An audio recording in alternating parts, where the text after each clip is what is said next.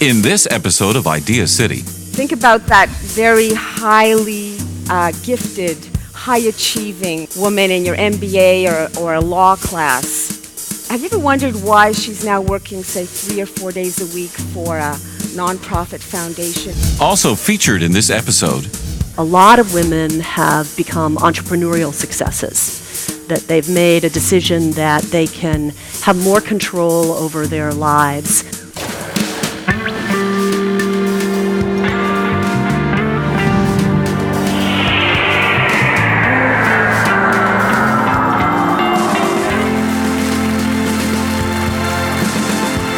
Idea City. Ideas change the world. Curiously enough, I began to think about this next small cluster of speakers when I came upon some references about the relative decline of men in social status and length of life, together with some fairly persuasive speculation about the eventual decay of the Y chromosome. Since the default structure in humans is female, that suggests that eventually males will die out. And that wouldn't be the end of the world either, because apparently we're on the cusp of a moment in history when women will be able to fertilize themselves. I'm not kidding. So this got me thinking about females, of course, and their lives appear to me to be much more difficult than ours, and yet they live longer, appreciably longer.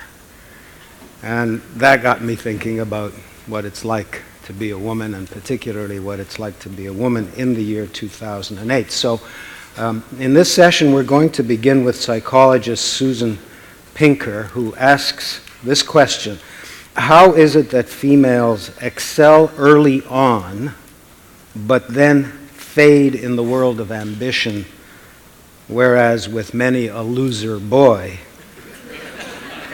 it seems to work out in the reverse?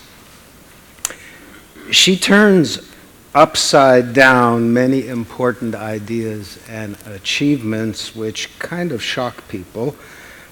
Namely, the ideas that she turns upside down are that men and women are essentially biologically equivalent, that intelligence is all that you really need to succeed, and that men and women essentially want the same things out of life and work.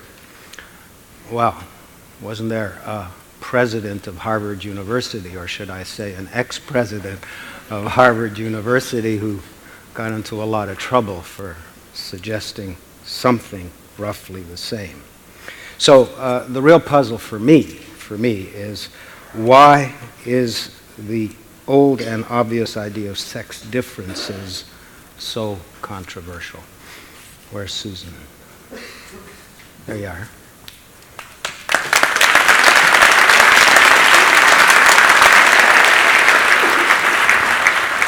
Thank you, Moses, for that generous introduction. The subtitle of my book, The Sexual Paradox, is Extreme Men, Gifted Women, and the Real Gender Gap. And when I started to get involved with Idea City, I thought, extreme men, that reminds me of Moses Znaimer. I'd like to start off with a couple of questions for the audience that will give you a feeling for what I've been immersed in the last 3 years. A question first for the women. Imagine that little boy you sat beside in 3rd grade, the one who struggled to learn to read, who maybe had special education classes, who maybe copied your answers on your tests. And have you ever wondered why he's now running your pension fund and driving a Lexus? Okay. That's one question. And now a question for the men. Think about that very highly gifted, high-achieving, well-organized, disciplined woman in your MBA or a law class. Have you ever wondered why she's now working, say, 3 or 4 days a week for a nonprofit foundation instead of running for office or running her own Fortune 500 company. Sometimes the outcome of sex differences is not exactly what we would expect. So I'd like to ask you to kind of consider with me some of these paradoxes. Where I started with this is because I'm a developmental psychologist, and what people don't know who don't work in the field is that you spend your life with troubled boys. Every day you open up your waiting room door and there's a Justin, a Jared, an Andrew, a Michael, or whatever. And every day. So, I'm just going to run through some of the statistics with you. Attention deficit disorder is twice as common among boys as girls. Conduct disorder, this is very serious behavior problems, kids who are lighting things on fire, swearing at their teachers, and so on. 3 times as common among boys as girls. Language disorders, 4 times as common, and this includes dyslexia, naming problems, stuttering. Anybody met a stutterer? I'll bet my bottom dollar he was a boy. And finally, Asperger's syndrome, which is a high-functioning form of autism, which at that range is 10 times as common among boys as girls. We all assume that males are the stronger sex, right? This is our starting assumption. But let's look at the facts on the ground. Males have much more chronic disease. In fact, every single chronic disease, I may be wrong, but I think except arthritis is more common among men, heart disease, cancer, liver disease, AIDS, kidney disease. Men get it more often, and so that's evidence of a biological fragility right there. Prisoners, we're supposed to really want what men want as women, but do we really want to be in prison? It's even if you want it, it's very highly unlikely because the ratio is 10 to 1. 9 times as many people killed at work are male. Suicides, depression, and anxiety is much more common among women, but who takes their own lives? It's men because they often take risks, sometimes mortal risks. Accidents, twice as common among males as females, and it sort of hit home recently because my poor husband, who's in the audience, will cringe that we have an adolescent son who is a bike rider who was hit by a car not once but twice in the last 9 months. And as my daughter said, Carla, I've driven to McGill at least twice every day for the last 4 years, and I was never hit by a car like once. And as Moses said, the life expectancy of men in Canada is about 5 years less than it is for women. And all of this put together paints a pretty solid picture of fragility, biological fragility, which is one reason why there's an anthropologist at Yale who does biological anthropology, and he summarized the lifespan of males over the last 2,500 years up to the present day in 3 words. Stud, dud, thud.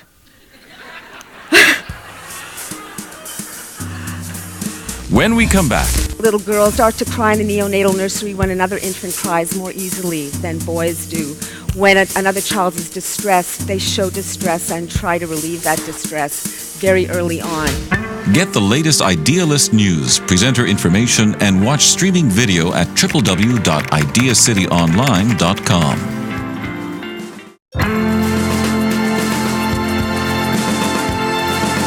Idea City. Ideas change the world. Except in Asia, where they're also ahead. Since Moses asked me to talk about women in 2008, I couldn't really talk about men the whole time. They speak earlier, they talk faster, I better talk faster. They have a larger vocabulary. From the first moments of life, they have better social skills. They have better empathy. Right from the first days of life, for example, they make more eye contact with their parents than boys on average. When I talk about sex differences, I'm always talking about statistical averages. So when you think, hey, that doesn't fit me or my Aunt Mindy, that makes sense because you or your Aunt Mindy are going into the statistical blender and what you come out with is an average. What's really interesting about little girls is even before they're verbal, they start to cry in the neonatal nursery when another infant cries more easily than boys do. When another child is distressed, they show distress and try to relieve that distress very early on. And some of these early social and verbal skills, mild to moderate though they may be, translate into stronger reading and spelling and writing in all of the developed countries. So all over the Western world, girls are beating the pants off boys in the classroom and are neck and neck with boys in math. Certainly in language skills, they're far ahead. In math, they're pretty much even, except in Asia, where they're also ahead. So why is the question? And just like we saw the testosterone Olympics influenced bohogs and influences neural development among males, oxytocin, which has been called the elixir of contentment, influences women's behavior too. And it's produced in greater amounts in women. It's kind of a homegrown analgesic. It surges at critical moments in women's lives during sex. That's why orgasm is fun. Labor, breastfeeding, cuddling, and interestingly, nurturing and reaching out to others gives women a shot of oxytocin, which is partially why they do it. Evolution is not a dummy, and they know that taking care of children who are smelly, demanding, and noisy and never say thank you, if that was the way it was, we wouldn't have survived as a species, but oxytocin makes it feel good. What happens if you blast guys with oxytocin? What does it do? And there was an experiment where it was a randomized controlled trial of two men where they had the experimental group squirt oxytocin up their noses through a Dristan nasal spray, and the other group sprayed a placebo, probably Dristan. And they found that the men who were in the oxytocin group were suddenly better able to identify emotions in other people's faces compared to the experimental groups. Just as a final comment, I don't think, is it really true that women are just like men, but with a few extra gadgets, widgets, hoogies? And I would say that the evidence that is emerging now from the new science tells us that no, it's not true. And in fact, there's some really interesting advantages to being female that not very many people have paid attention to until now. When they're following large groups of people to see what happens to them over time, they find that the people who have the largest, social networks are the ones who live the longest. And I won't underestimate you to think who spends their life building and grooming social networks. So that's part of the question that Moses posed at the beginning. Women, paradoxically, when they're asked, are happier at work than men are, even though on average they earn less when we group all their occupations together. And I don't have time to tell you why that is, so I'll let you use your imagination or maybe read the book. They have reduced cognitive decline on average, and those who have elaborate social networks keep their marbles longer.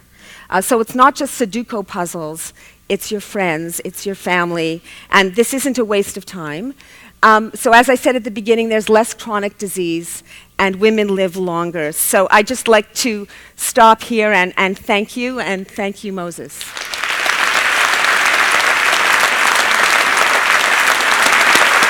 Splendid.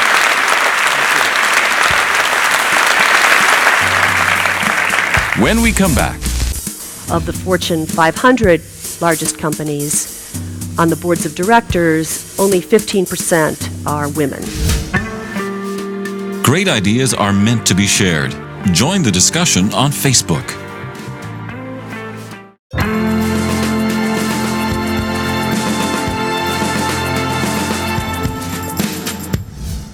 While it was her dad, Hugh Hefner, who made male-oriented adult entertainment mainstream, it was his daughter and her female-dominated management team who stabilized the company, refinanced the company, and took a U.S. print publication and nightclub company and turned it successfully into a television and internet and international licensing company. She's a highly successful businesswoman whose product just happens to be the male fantasy image of pert and available naked women with spectacular superstructure. She's also deeply involved in a variety of socially important organizations and causes, and is married to that other interesting senator from Illinois who we heard from yesterday. Chrissy, would you come up?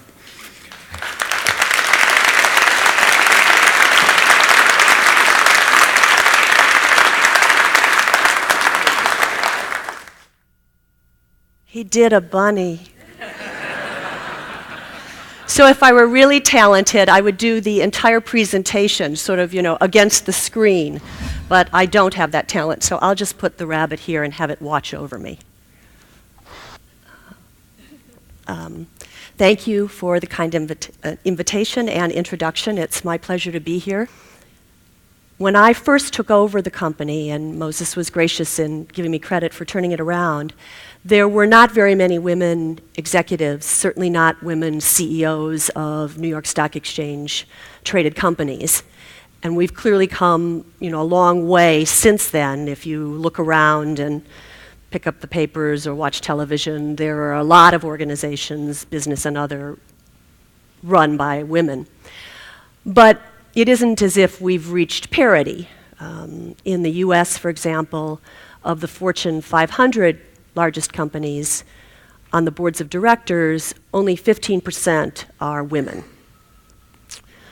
And in fact, one of the things I got involved in was forming a group called the Directors Council, which is a search firm whose purpose was to, in effect, take advantage of the fact that because of changes in American law, boards of public companies now have to have a majority of independent directors. So we saw that as a chance to place more women and people of color on public boards and have been working on that. And as some of you may know, in Europe, several countries have actually mandated significant, i.e. 40% of board positions needing to be held by women. And when that was first done 5 years ago, you can imagine the outcry and the reaction of that being, either impossible or a really shitty idea. And then, of course, 5 years later, it turned out to be eminently possible and actually a really good idea. But I think part of what's happening, at least in the US, is that some women are making choices about what they want professionally. And one way that's expressing itself is that a lot of women have become entrepreneurial successes, that they've made a decision that they can have more control over their lives, not in the largest corporations, but in businesses that they themselves start and run. And in fact, today, for example, more people work in women-owned businesses than work for the Fortune 500. So it's actually a fairly interesting sort of engine of the economy, and I sit on the advisory board of something called Springboard Enterprises, which has raised billions of venture capital money for women entrepreneurs, and also helped start a group called the Committee of 200, which has a chapter in Canada too, which is made up of mostly women entrepreneurs. And it's very interesting for me to see, because I come not from the entrepreneurial side, but from the corporate side, to see the dynamism in that part of the economy. But clearly, the goal would not be to sort of only have one channel of business success available to women. And so, as Moses alluded to, for example, in the company I run, over 40% of our executives are women. So it's obviously possible, and kind of the question is, well, how do you achieve that? Well, I think one factor is that you kind of become the victim of your own success, in the sense that once you get to a critical mass, and there's been quite a lot of research that shows that sort of if there's one of any type, whether that's a woman or someone whose first language isn't English, or someone who's openly gay, or someone who is African American, if there's sort of one of a group, it's hard for the dynamic to actually embrace diversity.